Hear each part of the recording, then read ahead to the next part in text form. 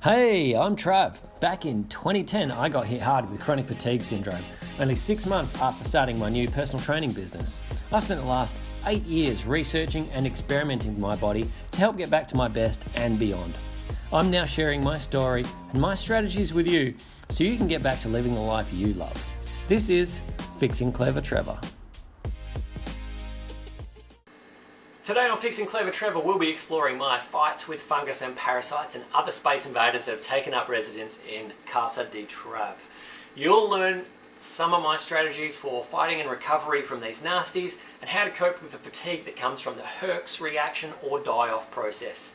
I'll discuss the 7 steps in the fight and recovery process. Make sure to listen to steps 6 and 7 or you're likely to suffer far more pain than necessary.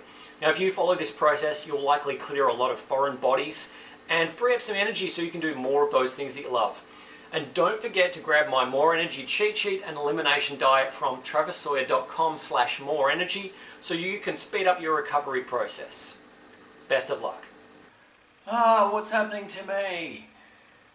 That's the feeling that I've gotten a lot of times when dealing with Candida, parasites, fungus, bacteria, that sort of stuff while it's out of control. It's a very strange feeling to feel like something else has taken over your body, and realistically, that's what it feels like. You know, I've had times where I've eaten ice cream for breakfast in the morning, not because I want to. Of course, I know better than to eat ice cream for breakfast, but my cravings are so strong that I mentally can't overcome it. Now, that seems like somebody else is in control, and well, it's been proven that parasites and Candida can actually influence your thoughts by maybe tapping into the nervous system and causing you to crave these things that you know you shouldn't have. Now, what's going on with all of these critters inside us? Well, there is a stack of them. They're actually symbiotic organisms where we need them as much as they need us. The problem happens when they get out of control. So if there's too many floating around, then bad things happen to us. How does it get out of control? How does it happen where there is just too big a population that it starts to impact our energy levels? Well, generally it comes down to what we're eating and how we're living as to how these things can feed and multiply. Now, if they multiply really rapidly, you can have a very fast decline in your health, and that is not a fun experience. But obviously, if you keep on feeding them, they're going to keep on growing out of control, and that's what goes on. Now, the bad feelings that happen, as in the fatigue or the stomach pains or cramps, bloating, mind fog, headaches, migraines, all of that sort of stuff, muscle pain, it all comes from these guys. They're just out of control, all right?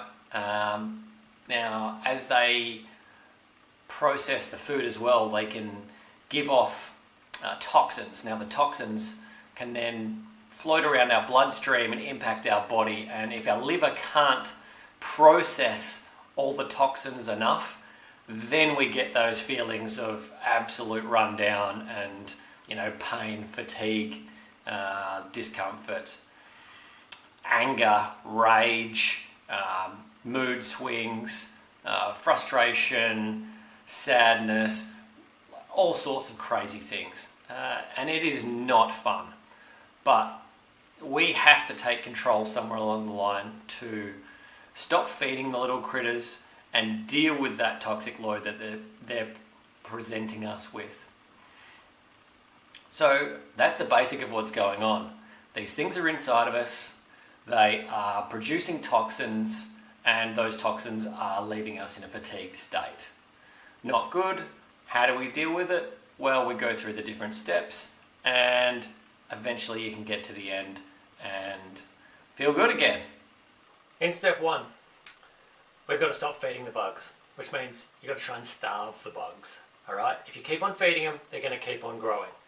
And I'm going to be very general in saying bugs, rather than digging into all the specificities, because they work in a very similar manner. So Starving them. Well, before you even get to that point, I suggest you start with an elimination diet to find out what foods you can actually eat without feeling or getting a bad reaction. Feeling bad or getting a bad reaction out of it.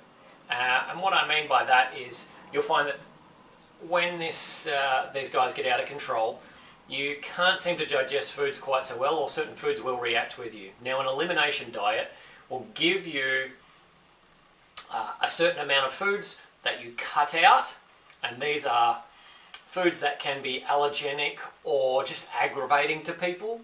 So we cut them out for a set period of time.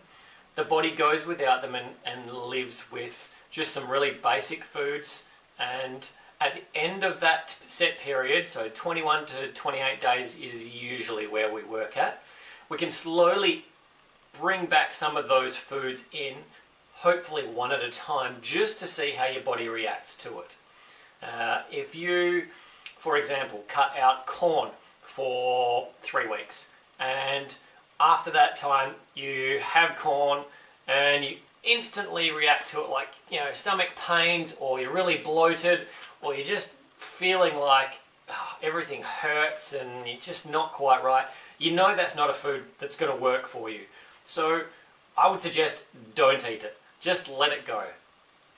Now, it generally can take up to 4 days for a food to go all the way through the system and be completely out of the system. So if you did that on day 29, then I would generally give it 4 days from when you ate that before I would try and introduce something else again, because you may still be feeling the effects of that first food after a couple of days, and could give you a false reading if on day 2 or 3 you were to introduce something else, and let's say you introduced some legumes, and on day 2 or 3 you were feeling a bit crook in your guts and just didn't quite feel right. Now at that stage it might be the legumes or it might be the corn. We really don't know. So try and give you that 4-day window before you bring the next thing in. And I know this can be a long and tedious process, but it is absolutely worth it, because once you know the foods that are giving you these poor reactions and foods that are going to give you enough energy to be able to keep on going, it is a lifesaver in terms of just knowing that you're going to be able to get through the day without feeling like you're just dragging yourself through it. So 4 days, introduce something else, see how that goes. If you have something and you don't even notice any reaction, like everything feels good, great. You can load up on it even if you really want to test the waters, because sometimes a small amount might be okay. So generally go for a larger quantity just to see if that larger quantity is going to cause a bigger reaction or not.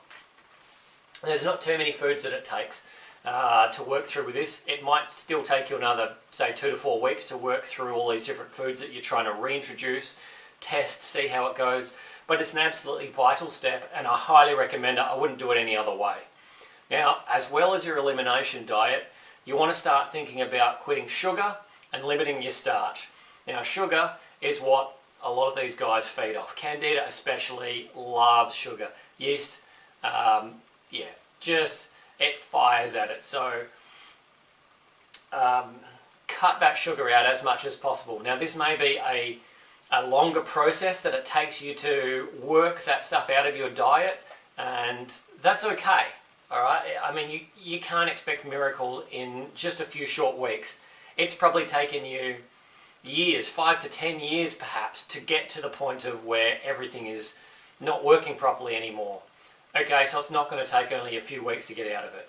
So cut out the sugar as much as possible, then cut out the sugar again, cut out the sugar again, and then look at what you're eating, check the packages. Oh, okay, yes, that one actually not so good. There's actually sugar in there, I didn't even know about it, I never really noticed. Okay, alright, I need to cut that one out as well. You might have supplies in your fridge or freezer or pantry that you want to finish off so you're not wasting money, and that's okay too. But just remember that while you are doing that, you may be then leaving yourself feeling bad. So sometimes it's easy to just go, you know what, I'm just going to push that aside or give that to somebody else, let it go, and then I can start to feel a bit better again. We try and limit starch at the same time.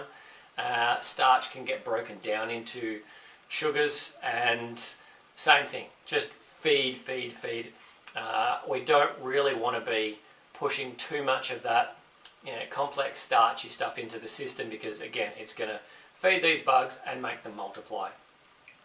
Now, there may be other foods that they feed off, and that's all well and good. It could be fats, it could be protein.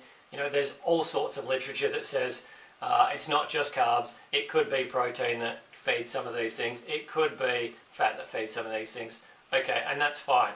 So generally you're going to have a look to some moderate kind of diet where you're getting fairly even numbers of, or fairly even balances of food throughout that. I can't say that there's like one thing that works for you, because there really isn't. We're all so different. Our energy needs and how our body reacts to food vary greatly. So just you have to become your own experiment and just monitor what your body needs. So I like the low carb approach by having sort of moderate protein and higher fat with lower carbohydrates. I've found that I do the best on that. I did try going ketogenic for a while, but I found that my body just craved protein at the time. So I've kept my fat reasonably high, I've kept my protein at a moderate sort of level, and my carbohydrates are fairly low but not too low. So ketogenic, sometimes they talk about having your total carbohydrate for the day under 50 grams. I found that I couldn't operate on that. It just didn't work for me. So mine is somewhere between about 100 and 150 grams of carbohydrates. Now, again, this is going to vary for different people, and I've done a huge amount of research on the Candida diet, what's working for people and what's working for other people, and yeah, like I said, you just really got to experiment for yourself. But I do like the lower carb thing, and ketogenic, it could well work for some people, but you're just going to have to monitor it. Even with the ketogenic diet, just remember that that is more of a short-term approach. It's not necessarily a long-term approach, so maybe you try it for a little while and then bump your carbohydrates and your protein up slightly, just so you've got some sort of a manageable thing. The other side of it is going with the vegetarians and vegans. Now, things are a little bit trickier here because you are limited by how much protein you can eat. I know that the biggest protein source for vegetarians and vegans quite often is fermented soy. Does it react? Well, I'm not really sure. The fermented stuff can be okay with some people, but other people can adversely react to it. Lentils and beans, that sort of thing, another higher protein source for vegetarians, vegans. I personally can't eat that sort of stuff because I instantly react to it. I know I went through the elimination diet long ago. As soon as I put those things in, even if I soak them for 24 hours, I will just blow up and feel awful. So that's a hard one. The best thing that I've found with for vegetarians and vegans is making sure that you are having, I would limit your fruit, not really having too much. Sometimes there are higher sugar fruits than others. Generally, berries are quite good. Green apples can be okay. Sometimes bananas. Some people will say green tip bananas, and some people will say no bananas whatsoever. That's a really controversial one, an individual. Personally, I find that I can deal with about a quarter to a half of a banana at a time. A quarter is a lot better. I noticed if I push it up a little bit more, I just kind of react to it really adversely. So I have 2 smoothies a day, one at breakfast and one in the afternoon. They have a quarter of banana in, and I seem to be good with it. Could I cut it out completely? Absolutely I could, but I like the texture that it puts into the smoothie itself, and I feel like it works with my body, so I'm going to continue on with that. Again, with the vegetarians and vegans, you also want to look at your carbohydrate sources that you're taking. So if you're having more of a complex carbohydrate, which you're going to have to get your energy from somewhere if you're especially cutting out animal protein, so go for the gluten-free grains all the time and have a look through there. You may find some are higher in protein than others, and that will be of benefit for you as well. High fat is a great thing, so olive oil, coconut products in general, and avocado is great. Nuts and seeds, very important for vegetarians and vegans, if your body copes with them well. Some people don't really do well with them. For some people you may need to soak them, or you may have heard of activating, where you soak the nuts for a set period of time and then dry them out either with the oven or a dehydrator, and that will release some of the protective mechanisms built inside the nuts and seeds that stop us from being able to break them down properly. So again, it's another thing to play with. You've got to experiment. No matter who you are, you've got to experiment and find what works for you, no matter how much research you do. And I've done an enormous amount of research on this. No matter how deep you go looking at this, it's still going to come back to what works for you. So you're going to have to do the experimentation. All right, so back to the people that are eating meat. Organic meats are a must. Wild caught fish, same thing. Okay, and the reason is with the non-organic animals and the farmed fish, they're generally fed cheap feed. Now, by cheap feed, it is quite often the grains that are not fit for human consumption. So then they may have already gone bad and then turned into animal feed and then fed to these farmed animals. Now, that's not good for us, because you may have heard the term, you are what you eat ate. So if the farmed cow ate all of this bad feed, and they can be rancid gluten-containing grains. Now, when you eat that, you pick up a lot of the toxic load of that particular animal, and you then take that into your body, and then it can react in there. As well as that, with these farmed things, they're often given antibiotics, or there could be hormones in there. Some of that sort of stuff is going to react with your gut and leave you feeling terrible as well. So as much as an organic diet is great, it can be expensive. So if you're going to go organic, go with organic meats and don't worry as much about your vegetables when you go, or your fruits and vegetables. If you go with your fruits and vegetables and you want to get organic, just aim for the Clean 15 compared to the Dirty Dozen list. If you've had a look at that, great. If you don't know what it is, just Google Dirty Dozen foods and you'll find out the ones that are highest in concentration of pesticides and stuff. Now from there you can go, alright, sweet, I will try and work with these. I won't go near the Dirty Dozen ones. So for me, I generally, at the moment, I'm buying organic tomatoes. Tomatoes are on that Dirty Dozen list. So organic tomatoes, and that's really my predominant one. I do buy organic carrots, but that's purely for taste now, because I really taste the difference between the commercially farmed stuff and the organic stuff. As far as the rest of my vegetables, they're just commercially farmed vegetables. They're not on the Dirty Dozen list. They don't seem to react too bad, and that's as good as I can do. I mentioned wild caught fish compared to farmed fish. Same thing, fed this bad feed. With the wild caught fish, their fat content should be better. They shouldn't have the toxins in there, and they're quite possibly going to be fresher, and that also is a big difference too. Eggs, same thing, try and get your organic eggs. Organic eggs will always be free range.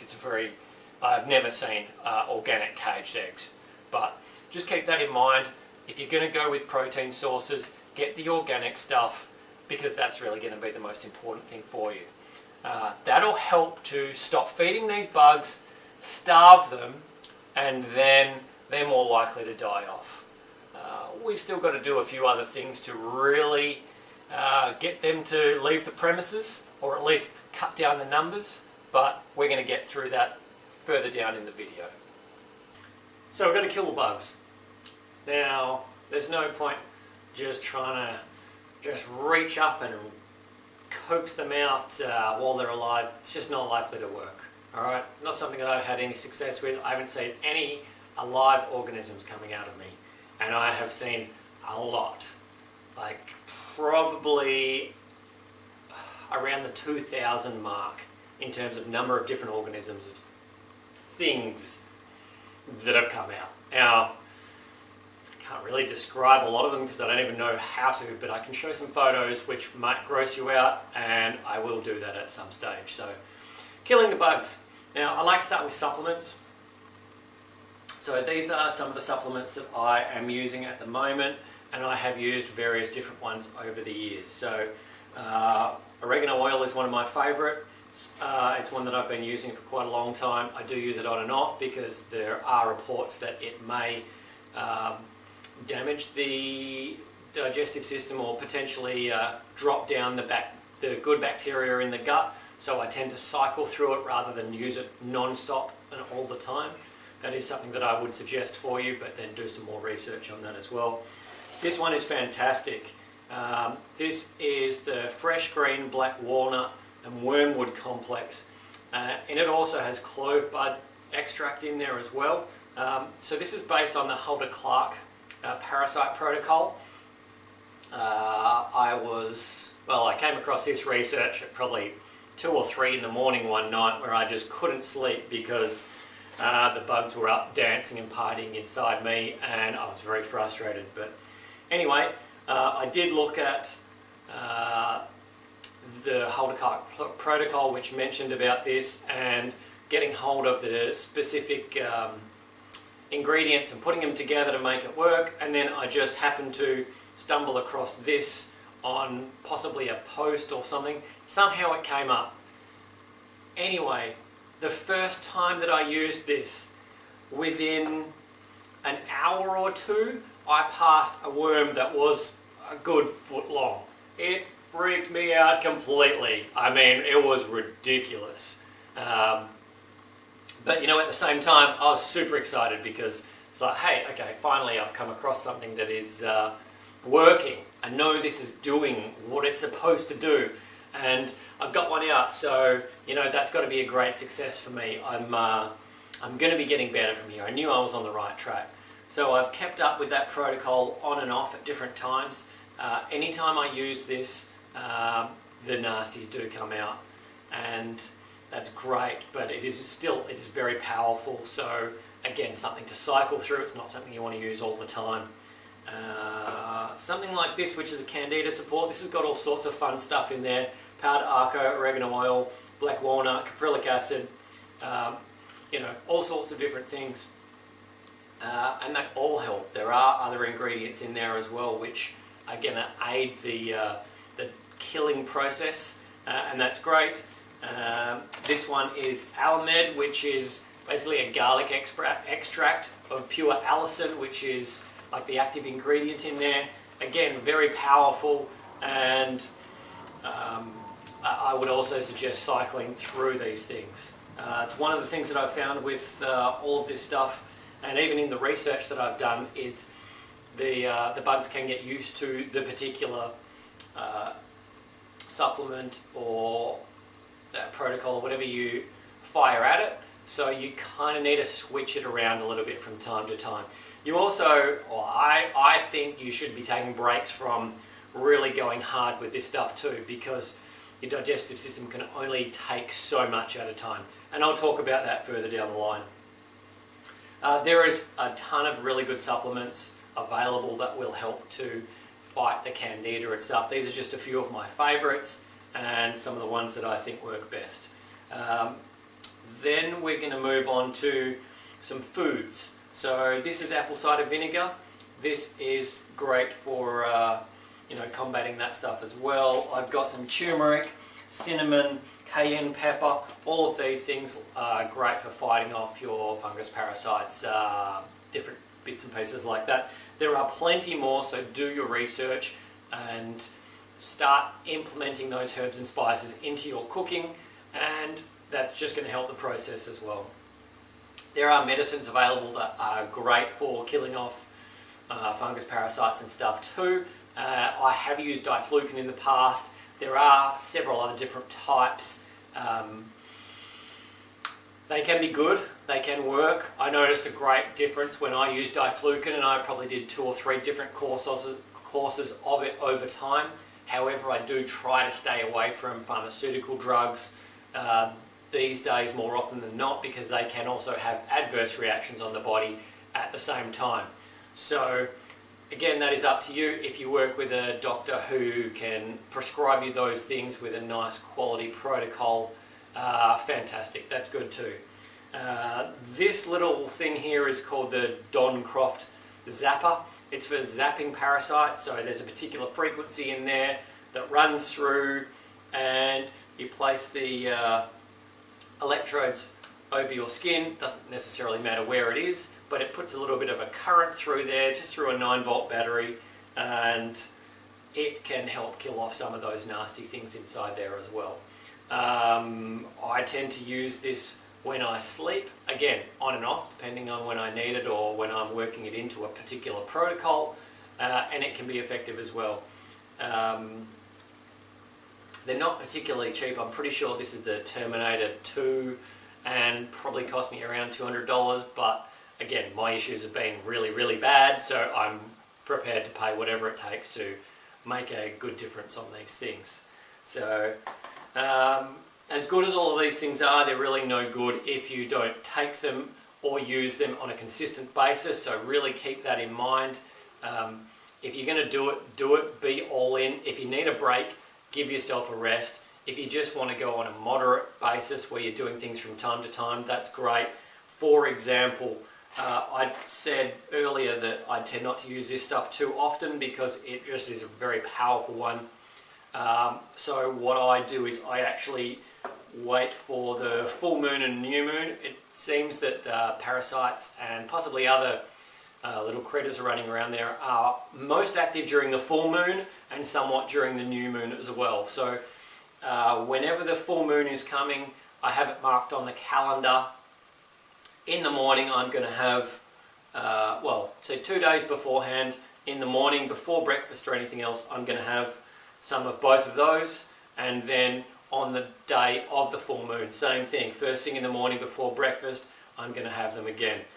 Quantities, honestly I don't know with this because I'll just take whatever I feel on the day, and with this one I tend to just take 1 dropper full. I have taken a lot more at different times, but like I said, it's a very strong, powerful thing and does produce a reaction. In the past, I may have taken this once or twice, had a really good effect of killing off the stuff, but then had the die-off symptoms come through and just leave me feeling terrible with a migraine and unable to operate anymore. So I tend to err on the side of caution because I don't like too strong a die-off that's going to limit me from being able to do all the other good things to be able to help me along the way. So here is a few great tools to be able to kill off some of those bugs. Do your research, you'll find all sorts of different ones. You may find a particular protocol that works for you. Like I said, the Holder-Clark protocol is great, but there are lots of different ones in there. Just find something, stick to it throughout the process and come out the other side. Now, this is only step 2 in the process. There are multiple steps and we're going to keep on going through them. You can't miss out on any of those steps, especially steps number 7 and 8, which are right towards the end, because that's what's going to guarantee you success in the whole protocol. You miss those steps and you might waste a lot of the work you put into this. Okay, so keep that in mind and be consistent when you are killing off the stuff.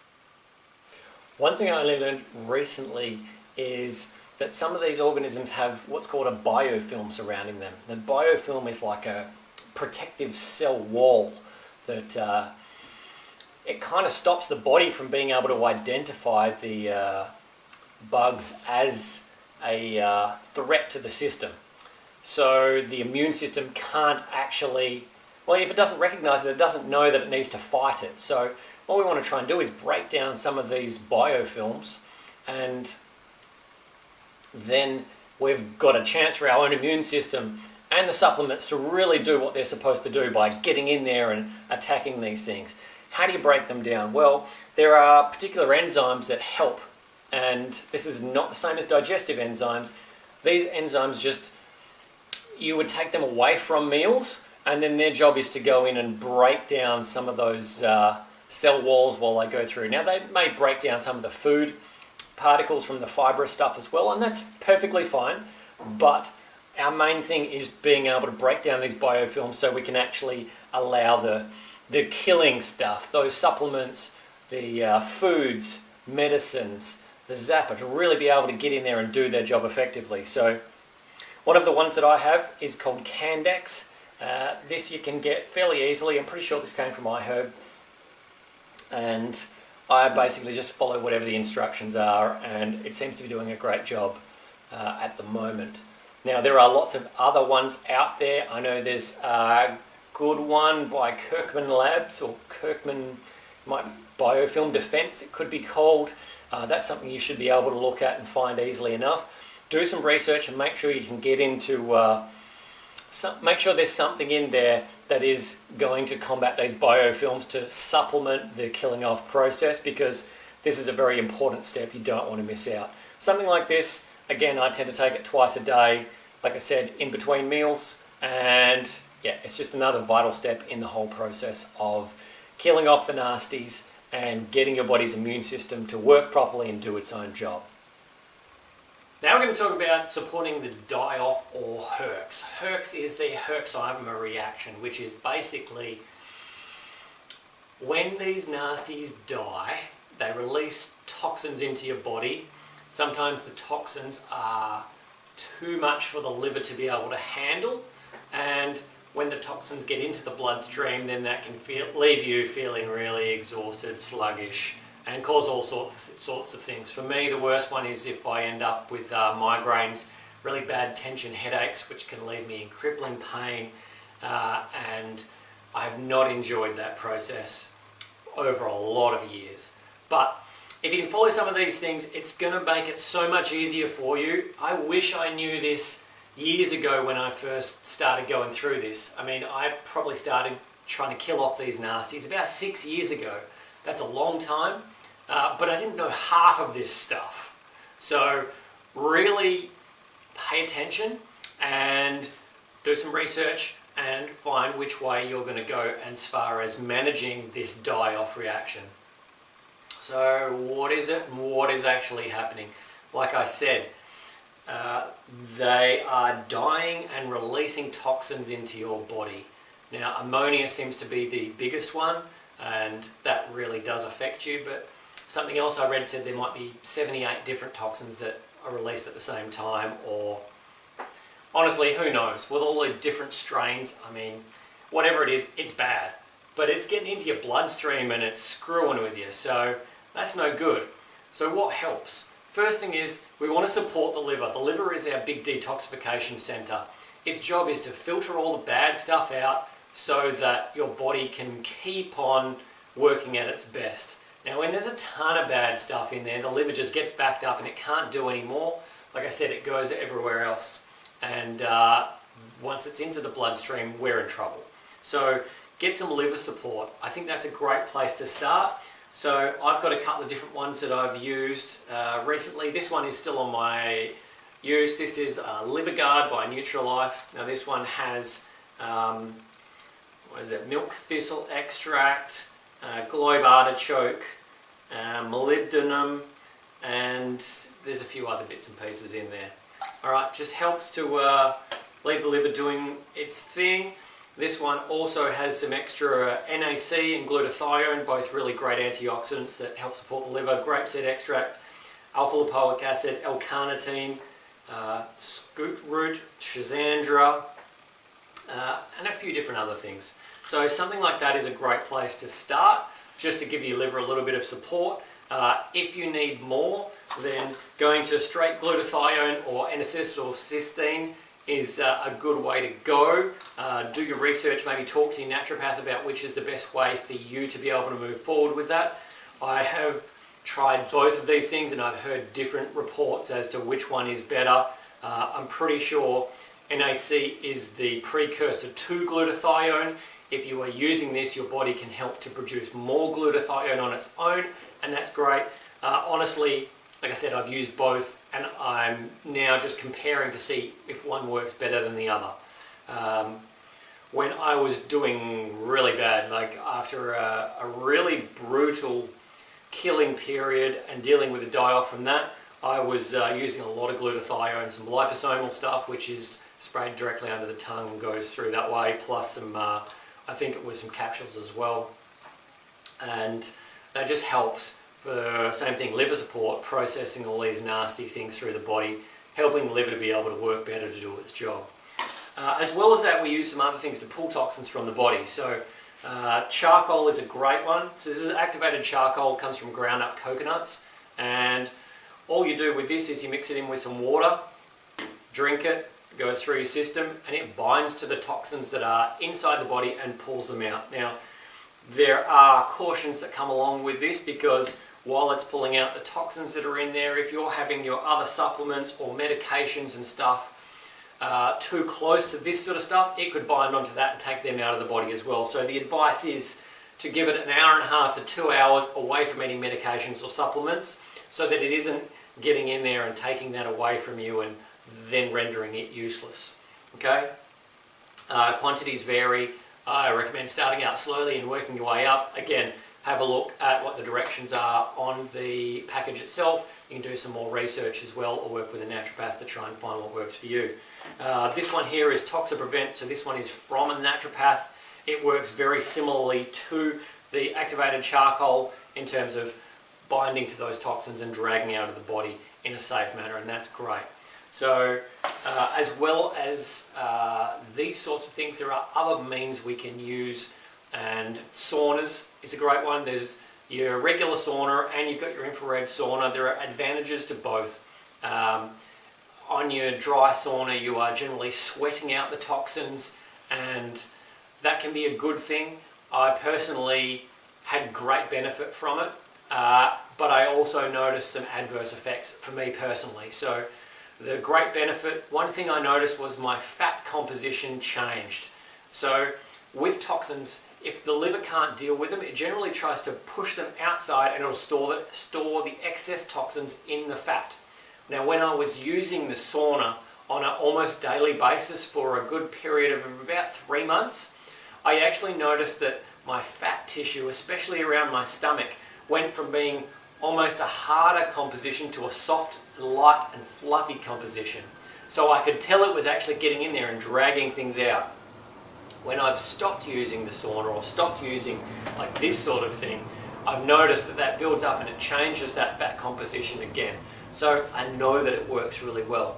The far infrared sauna works in a similar manner, except you're not, well, I don't know all the details honestly. I just know that it works in getting you to get rid of some of those different things. The infrared radiation gets in there and it does wonders to the body. Now, you could use infrared light, you could use infrared mats. There are different things in there that will help to push that stuff in there and help your body sweat it out, remove the excess toxic load, and that's great. Another tool I use is enemas, specifically coffee enemas. So while it isn't too glamorous, it is very effective. So you get your ground up coffee, obviously boiling water, diluted with warm water, and set that up in your enema kit, and then obviously that goes up the out tube and goes into your colon. The coffee is supposed to stimulate the gallbladder to release toxins, supposedly. I've heard different reports on this one. So they say a good 15 minutes inside there is the best way to do it. Some people will recommend you just lie on your back. Others will recommend you lie on each side or one side for a set period of time. So it's really getting into the different areas of the colon. The colon is shaped in this sort of a way. So whatever, I have tried all sorts of different things, and I tend to just go with whatever feels right on the day and not worry about too much about the specifics. The other thing about the coffee enemas is it supposedly helps the body produce more glutathione. Glutathione, that natural antioxidant, and you then even more liver support, which is fantastic. I'm going to go back to the saunas for a second, because there is another thing that comes into play. So where there are saunas in some health clubs, there are quite often steam rooms. Just be wary of the steam rooms. While the steam rooms will help you sweat the stuff out, quite often these steam rooms, they don't have a water filter on there, so you're getting chlorinated water that's going in and creating this steam and going into your body, plus you're breathing in this gas, and you could be increasing your toxic load and stimulating things in a negative way. So I would steer away from that unless you know that they have a good quality water filter on there that's taking out the chlorine and all sorts of other nasty particles. If it's purified water that's going and creating the steam, fantastic, that's great. The last thing they say with supporting your die-off is rest. Try not to do too much. As you go through the killing process, you will find that the reaction almost builds. So it might be a gradual start where you don't notice too much, but after a while your energy starts to drop off and you really notice. Now, resting and not doing so much is quite difficult for most of us because we generally have to work or support a family or something. Very few of us have the luxury of actually having enough time to rest as much as we need to go through this process. Me personally, I've been dealing with chronic fatigue for 8+ years now. That's a long time for me to just rest and chill out, and it's already cost me a huge amount of money, but time, same thing. So you want to rest as much as you can rest, but you still want to be able to have enough energy to be able to do what you need to do. So when you are doing the killing off process, just proceed with caution and don't go too overboard with the protocol. If you do too much too soon, that die-off reaction may just really spike and leave you with no energy, or like I said, I'd suffer from migraines sometimes, which could leave me in bed for days at a time, unable to do anything. All right, it's not a good idea. You're better off to back it off and just do things at a gradual process so you are not impacted quite so severely. It's not an easy process to go through, but as long as you can support this and manage what you're doing by managing the killing stage by, not going too hard at certain times and going really hard at other times, and supporting the system to be able to get rid of the toxic load, you should do fine. Just take your time with it. Don't put too much pressure on yourself. I know I like to do things exactly as they should be, but again, like I spoke about with the elimination diet, you've got to do what works for you. So instead of going, all right, this protocol says I have to do this, and this by the book, forget about it. Throw the book out, you use it as a guide, and then you use what works for you, because you are a unique individual with unique needs with your own body. You have to take what is there and use what is the best from it to help you in the best way possible so you can get on with your life and get better while still having some sort of a life to be able to get through the day, the week, the month, the year. We want to replenish the good gut bacteria along the way as well. As I mentioned earlier, some of the supplements can kill off some of the good bacteria while they're killing off the bad bacteria. Now, it may not be a dramatic thing, but there's certainly something there. So we really want to be able to support the body with good bacteria and just keep those levels up so we can continue to increase the levels so we can get our microbiome back to a really good functional capacity.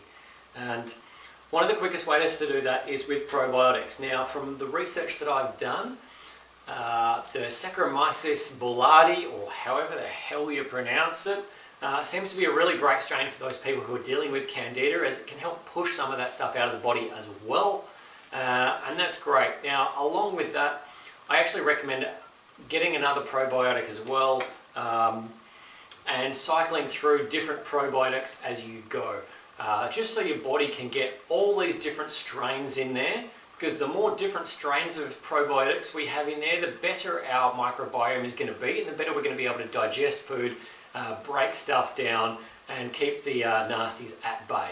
So do your research. There are a bunch of really good probiotics out there. You do have to look hard for them. You're not always going to find them at your local health food store. Some you may have to order online. Some can be very expensive, and it's a bit of a minefield out there. So like I said, do some research, see what you can find, see what works for you, because you may find that one may or may not have a good reaction with you, but another one is just like, oh yeah, this is the best thing ever. So do your research, find what works for you.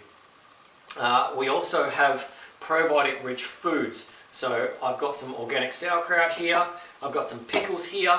One of the things to be wary of with these things is making sure they don't have anything in there that is going to aggravate you. So we spoke about an elimination diet earlier. The elimination diet eliminates some yeast products, okay? So there are certain foods in there that can aggravate the system, and you may find them in stuff like these. For example, I have 2 different types of pickled cucumbers in here.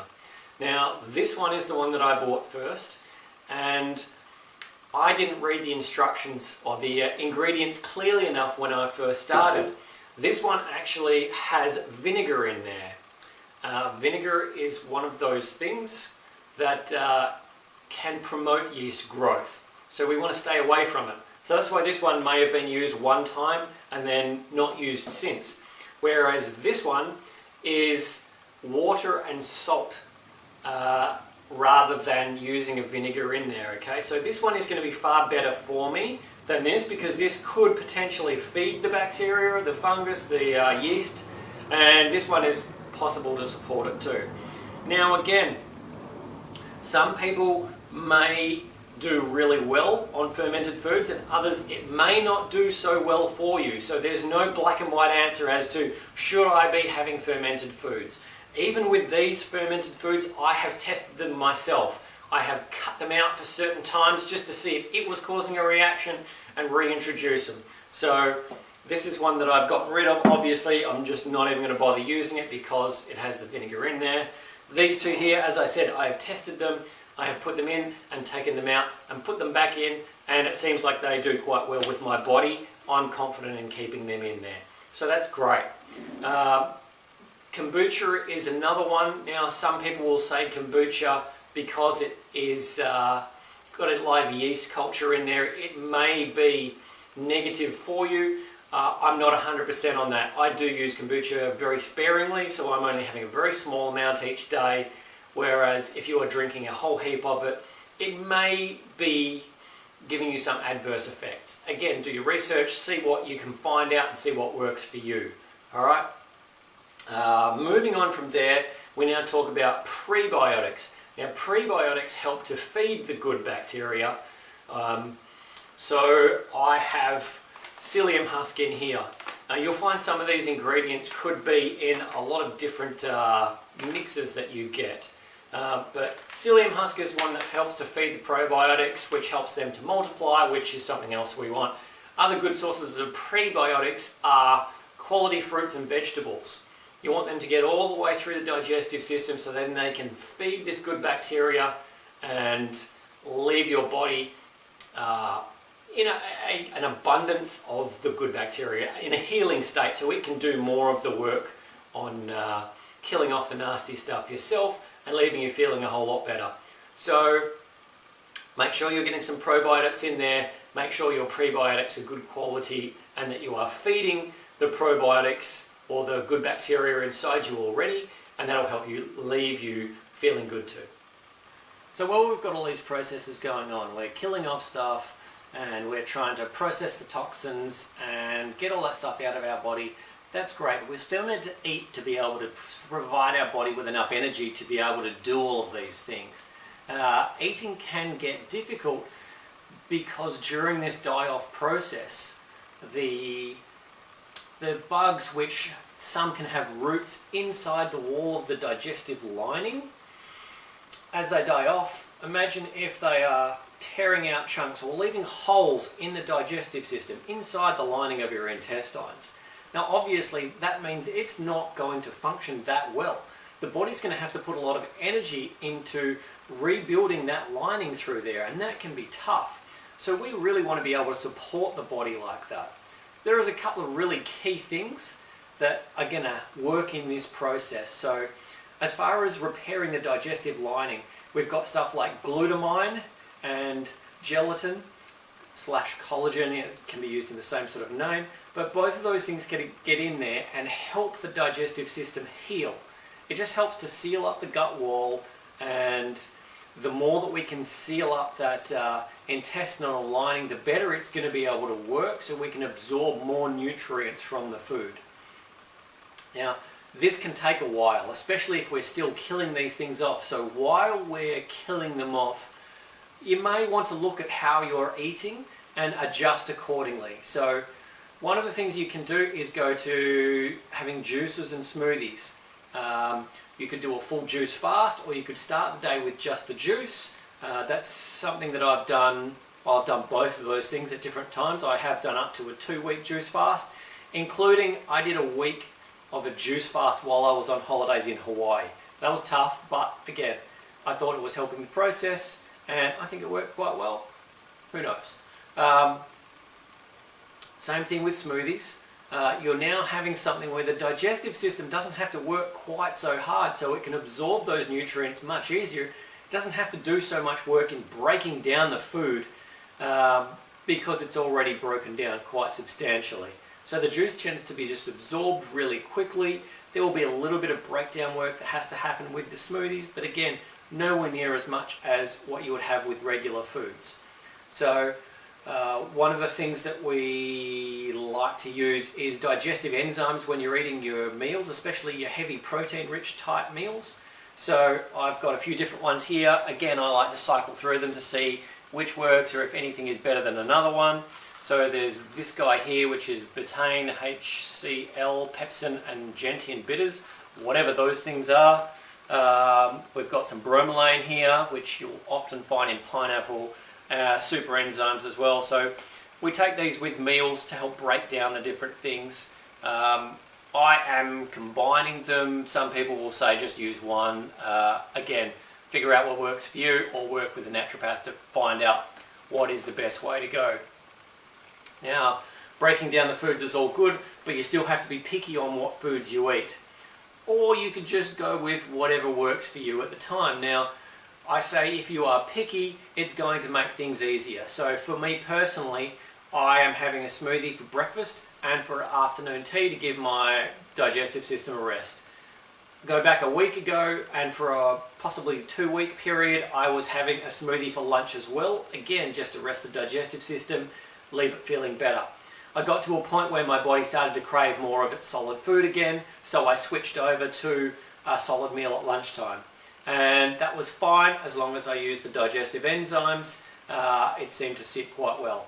Even with that meal, my meal is generally protein, some vegetables, and plenty of fat. That's a general rule of thumb for me. Now, protein is an important one to have a look at. So if you are eating heavy meats, especially darker meats, you'll find the body has to work really hard to break them down. Even with your digestive enzymes, it can take a whole lot of work. So from the research I've found, and from self-experimentation, when I switched to using wild-caught fish for lunch and dinner, my body was able to digest those much easier. So now one of my staples is the wild Alaskan pink salmon.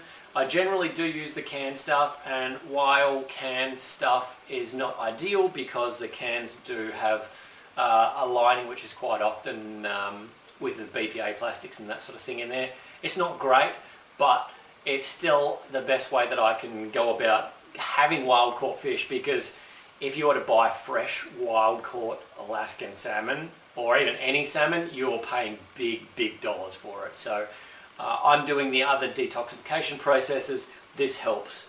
Well, the detoxification will help to offset that. At least I feel more comfortable doing it this way than I do paying $60 a kilo for fresh wild caught salmon.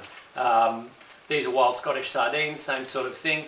You can do whatever works best for you and your lifestyle and your budget, and that's great. Again, with the fish, this is something that I'm having for lunch and dinner until that point where I feel like my body does digest the foods a lot better. Now, having said that, on the weekend, or possibly once throughout the week, I might have some red meat or something like that because I'm just craving it more. And I kind of use that as a test day as well, just to see how my body is going to react. I will monitor how I'm feeling after eating those foods, and you know, I will play it by ear as to when I feel like my body is more ready to go back to eating those heavier meats. I think my body does quite well on the heavier, darker meats. So lamb and beef, especially the ground beef, ground lamb, much better again. And that's something else I would suggest with you if you are eating any of these meats. If you can get your mince meat, your ground meat, doesn't matter what it is, it's already partially broken down, so you don't have to do so much work chewing it, and then it's going to go into your digestive system. Now we all know that most people are in a rush getting their food down, so if you're having a big steak and you're cutting it off and you're only having 5 or 10 chews before you swallow it, then that meat isn't really broken down anywhere near enough, and the stomach and the digestive system has to work extra hard to break those things down. So that's something to be aware of. Mincemeat, fantastic. It's a step that takes away from all of that chewing effort to give you a little bit more discipline, or a little bit more time until you can build the discipline to slow down, chew slowly. It's just something else you don't have to think about. That's kind of important. I'm going to mention intermittent fasting as well. Intermittent fasting can be beneficial for a lot of people because it does give the digestive system some rest. However, it does come with a big caveat, which is if you also have adrenal fatigue and you are running out of energy, intermittent fasting can be a big stress on the system. So it's something to proceed with caution on. I generally don't do so much intermittent fasting now. I have tried it in the past, but I found my body really didn't do well with it. I was always better if I woke up and ate something fairly soon in the morning. My guide at the moment is I try and have about 12 hours or so between meals. If I can get 12 hours, I know that there's still plenty of time for the digestive system to do a whole load of repair. And like I said, my first meal is a liquid meal. Again, it's not too much strain on the digestive system. I'm trying to give it as much chance as it can to rest and repair as fast as possible. What else we got? Green supplements. So I've got this one right here. The green supplements, I bring that up for a particular reason. Some people, their digestive system might be so screwed up that they actually find it difficult to digest fruits and vegetables really well. Now, I already mentioned that we need those fruits and vegetables for prebiotics to feed the good bacteria. If you can't break down those fruits and vegetables as well as you would like, and this is quite a common thing for people, then having a green supplement is just like insurance on your digestion. So you're actually getting some nutrients to power your body. So I have some of that green supplement in my smoothies each day, morning and afternoon, just to give me that little bit extra nutrition to ensure I'm looking after my body. So even though I might have, say, 7 to 10 servings of vegetables in a day, which by all counts is quite a lot, I may not be able to absorb all the nutrition from them because I can't break it down, and then the digestive system, intestinal lining, is not able to extract what it needs as well as it should do. Yeah, it's just a great way of ensuring yourself against that. So rest the digestive system, support digestive process as much as possible, and it will be able to recover faster. That is something that is key. It is not just the way while you are going through the killing off period as well. This is something that happens afterwards. So maybe your protocol of killing off goes for 3 months. You may need another 3 months or more on the other side of it. So you've gone through all the steps and you may have spent 1, 2, 3 months going through this protocol. However long you've taken, you get to a point where you can't do any more and you stop. So what happens next? Now this is the part where we can get stuck. I know I've been stuck here many times. I've been set up with a protocol that might have gone for 1, 2, 3 months, and I've gotten to the end and we're like, yes, great.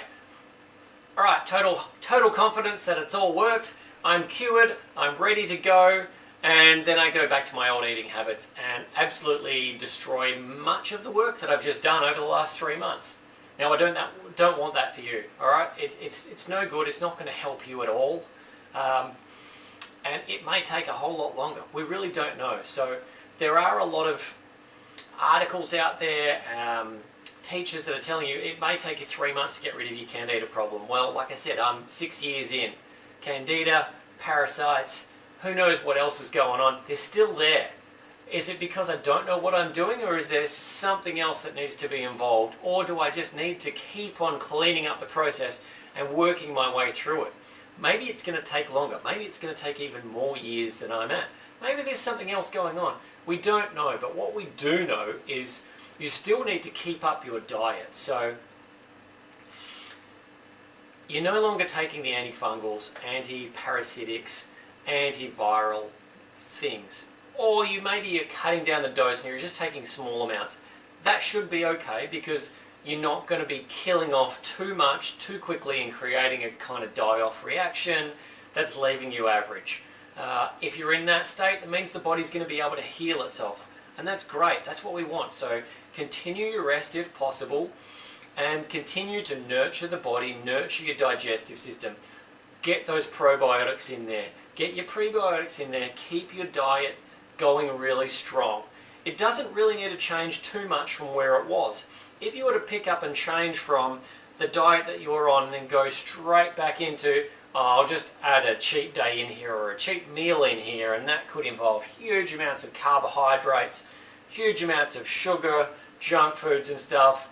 And I know that because I've been guilty of it myself. I mean, it was never uncommon for me to eat a whole pizza or a whole tub of ice cream and chocolate, who knows what else, all right? But I mean, that's just pouring gasoline on the fire. It's just going to ignite things, and you're basically feeding off whatever's in there and saying to them, hey, just kidding, I wasn't really serious about what I was doing. I had a good try, but you know, whatever happens, happens. So keep up your good nutrition. I do encourage you to keep up that low carb type diet, or if keto works for you, great, or it's vegetarian or vegan. If you've figured out what works for your body, keep it up. Keep limiting the sugar, keep limiting the starch, and see how your body goes with it. You may find that you can introduce a little bit more starch in there. If you do so, I encourage you to use maybe a sweet potato or something like that. White rice tends to be not too problematic with those sorts of things, but again, you want to keep your quantities low enough that you're not encouraging them to grow and you know, increase in number and cause those problems all over again. So look, this is a really, really tough point in the whole process, and possibly the hardest step of all, because you really don't know where you're at yet. So keep working on that. Keep the sugar at bay. Sugar is what caused the problem in the first place. So imagine that your body is susceptible to that. You could be almost like an addict. So we liken that to like the addictive type thing where, you know, as soon as that sugar's back in, bang, these guys are like totally sugar reactive and they multiply again and your problems come back.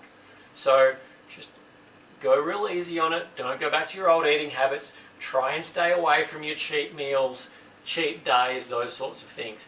If you are going to cheat, it's a whole lot better if you can have a cheat meal that you make yourself with quality ingredients, or you're just getting quality products in there. So for example, you may have seen cauliflower crust pizza that exists these days. Great, that's something that you might be able to try. That might work for you.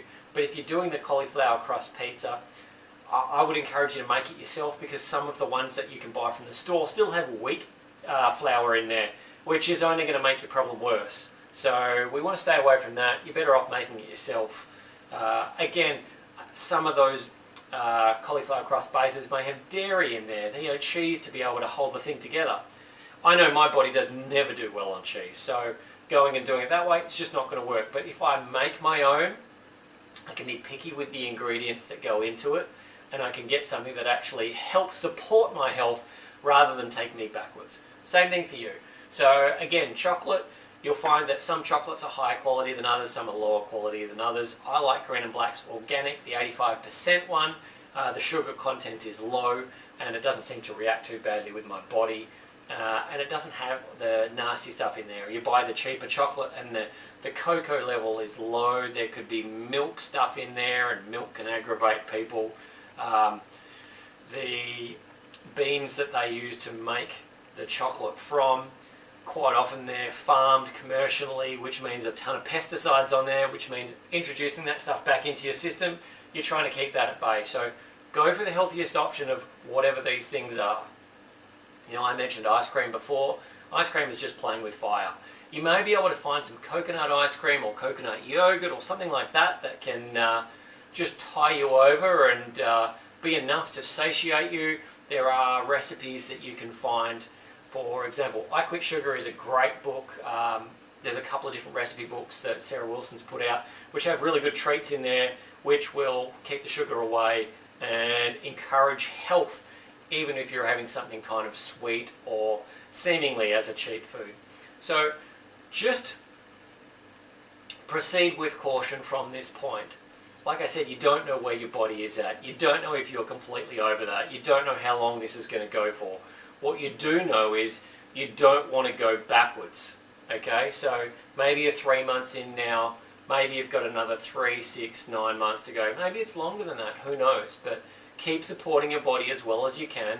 I don't encourage you to go and finish your 3 months and then just go straight back into another protocol. It's like, yeah, I'm going to go off and kill all the rest of those things. Right, I've tried that in the past and it's no good because really you don't give your body enough time to heal properly, which means your digestive system is constantly compromised and not able to extract the nutrition so your body can heal itself. You know, you want to be able to get to that point where it is healing itself. The immune system is taking over and it's pushing that stuff out with you having to force that to happen.